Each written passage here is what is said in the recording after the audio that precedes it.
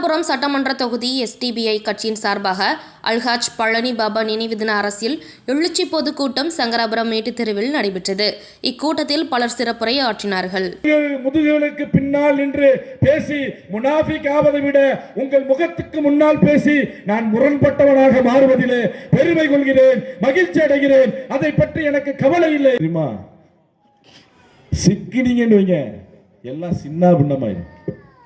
யார் பொய் சொன்னீங்களோ, யார் விமர்சனம் பண்ணீங்களோ, யார் அவதூறு செய்தீர்களோ, யார் மக்களிடத்திலே பொய் பிரச்சாரங்களை சொன்னீர்களோ, யார் மக்களிடத்திலே வாக்குகளுக்காக நாடகம் ஆடினீர்களோ, உங்கள் அத்தனை பேரினுடைய போலியான அரசியல் முகத்திரையும் கிழித்து எறியப்படும். நான் பாபாவின் மேடையிலிருந்து பேசுகிறேன். ஏன் தமிழகத்திலே வாழக்கூடிய உயர் ஜாதிய பார்ப்பனர் அல்லாத ஒட்டுமொத்த தமிழ் சமூகத்திற்கு உரியது SDBI கட்சியினுடைய அரசியல் அணுகுமுறை. நான் குற்றச்சாட்டாகவே முன்வைக்கிறேன். நீங்க தான் எல்லாம் செஞ்சிருக்கீங்க. வாக்கு கொடுத்த அந்த காங்கிரசிலிருந்து திரும்ப வாக்கை பெற முடியவில்லை. என்ன அரசியல் கட்சி நான் கேட்கிறேன். சகோதரர்களே, இதுதான் இந்தியாவினுடைய தமிழகத்தினுடைய அரசியல் சூழல்.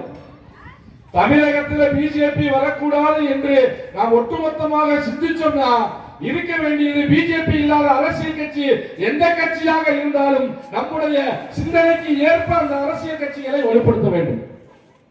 நான் ஒத்தவர்களே சொல்றேன், பிஜேபி வரக்கூடாது, அவ்வளவுதான். வெகுஜன மக்கள் புரிந்து கொள்ள வேண்டும். அயோத்தியினுடைய இந்த நிலைப்பாட்டில் கடந்த 10 வருடமாக பாஜகவை எதிர்க்கிறோம் என்று ஒட்டுமொத்தமாக திராவிட முன்னேற்ற கழகம் அல்லது இப்போ இருக்கக்கூடிய இந்திய கூட்டணிக்கு வாக்களித்தோமே, என்ன அப்படி நம்ம சாதிச்சிட்டோம். அந்த மாவட்ட நீதிமன்றம் உத்தரவு அளித்திருக்கிறது, அனுமதி அளித்திருக்கிறது. என்ன அப்படின்னு கேட்டா, அந்த பள்ளிவாசலுக்கு கீழே நீங்கள் என்ன செய்யலாம், தொல்லியல் ஆய்வை நீங்கள் செய்யலாம்.